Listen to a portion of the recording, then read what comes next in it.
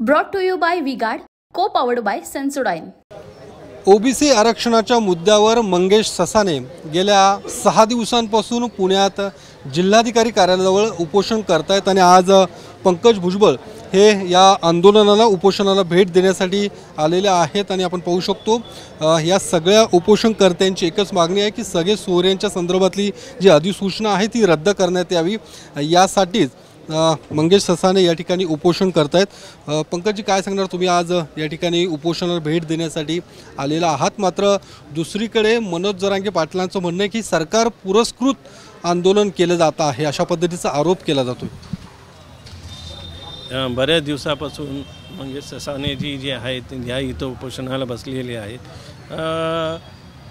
हे जे आहे काही कोणी पुरस्कृत नव्हे, तर आपण बघितलं असेल की वेगवेगळ्या ठिकाणी सुद्धा जे आहेत अशा पद्धतीचे उपोषणं जे आहे राज्यामध्ये चालू आहेत।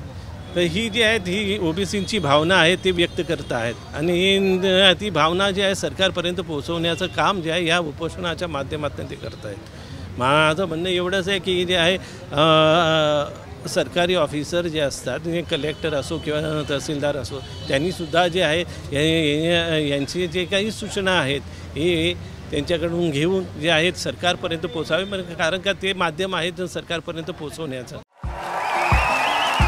देखिए, उनका काम है अफवाह से गर्मी बढ़ाना और हमारा काम है माहौल को ठंडा रखना।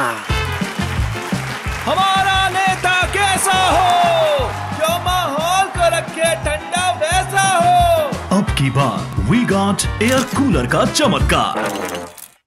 कुठेतरी असं होतं की ज्या पद्धतीने लक्ष्मण हाके असू दे की ओबीसी नेते जो काही आरोप करतायत, एकीकडे मनोज जरांगे पाटलांसाठी रेड कार्पेट टाकला जातो, त्यांना सरकारची लोक भेटायला जातात, सातत्याने शिष्टमंडळ भेटायला जातं, मात्र ओबीसी आंदोलनाकडे दुर्लक्ष होताना दिसतंय। तुम्ही स्वतः सत्तेमध्ये आहात, भुजबळ साहेब सत्तेमध्ये आहेत, नेमका असा दुजाभाव का केला जातो? आता याच्यामध्ये हे सांगेल की ज्या ओबीसींच्या भावना आहेत त्यांनी ते समजून घेणं गरजेचं आहे। शेवटी जे आहेत ते सुद्धा मतदार आहेत आणि ते सुद्धा त्या पद्धतीने विचार करतातच आहे, तर त्यांना डावलूनही चालणार नाही, कारण का नाही म्हटलं तरी हे बरेच जे आहेत ओबीसी घटक प्रत्येक जे आहेत जिल्ह्यामध्ये आहेत, तर त्यांच्या भावना जे आहे सरकारने सुद्धा जे आहे जाणून घेणं तेवढंच गरजेचं आहे। दुसरीकडे आपण त्या पद्धतीने करतात, तर ते ह्या इथं सुद्धा यांच्या ज्या भावना आहेत, ज्या सूचना आहेत हे त्यांनी ऐकले गेलं पाहिजेत आणि सरकारमध्ये जे आहे ह्याच्याबद्दल जे आहे चर्चा करून याच्यामध्ये निर्णय जो आहे त्या पद्धतीने घेतला गेला पाहिजे।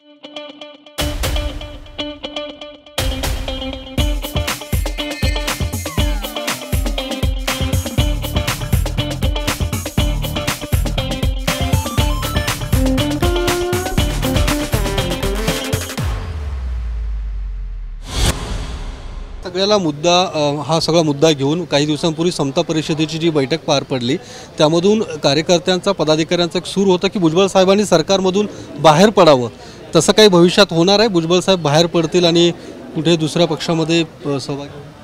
मला वाटतं ही मीडियामध्ये आलेली बातम्या आहेत, असं कोणी कुठे म्हटलेलं किंवा भुजबळ साहेबांनी इंटरव्ह्यू देतानासुद्धा त्या संदर्भात काही म्हटलं नाही। त्यांनी काय सांगितलं की काय चर्चा झाली, तर जे आहे जी जनगणना जे आहे ही झाली पाहिजे, ही ह्याच्यासाठी जे आहेत ते माननीय आदरणीय पंतप्रधान मोदीजींना जे आहेत ह्या संदर्भात जे आहे भेटून ही जनगणना लवकरात लवकर व्हावी, हा मुद्दा जो आहे त्यांनी जे आहे प्रेसला सुद्धा सांगितलं की लवकरात लवकर जाऊन त्यांनी जे आहे हा प्रस्ताव जो आहे त्यांच्यासमोर मांडणार आहेत।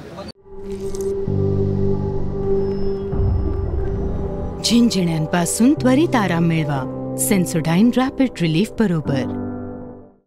ते नाराजी व्यक्त करतायत भुजबळ साहेब, आणि दुसरीकडे जे काल चर्चा होती की ठाकरे गटातल्या काही लोकांशी त्यांच्या भेटीगाठी झाल्यात आणि ठाकरे गटात भुजबळ साहेब जातील, अशा पद्धतीच्या चर्चा या राजकीय वर्तुळात आहेत, काय नेमकं? या फक्त जे आहे मीडियामधल्या चर्चा आहेत आणि सगळ्यांच्या ज्या आहेत चर्चा आहेत, पण असं काही साहेबांनी सुद्धा काही म्हटलेलं नाही ना कुठे तुम्हाला दिसण्यात आलेलं।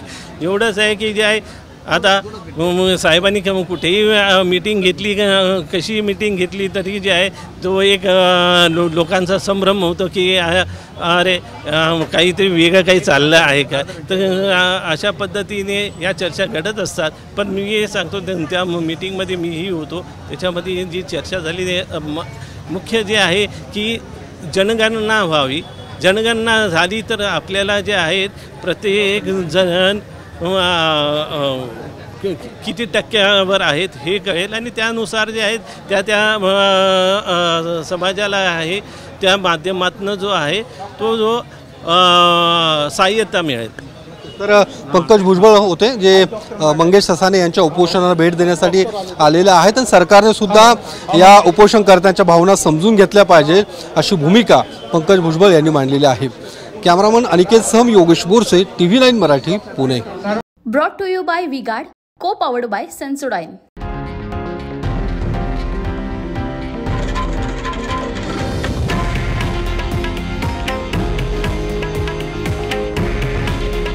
हे आहे देशातील नंबर 1 न्यूज नेटवर्क आणि आपण पाहत आहात TV9 मराठी.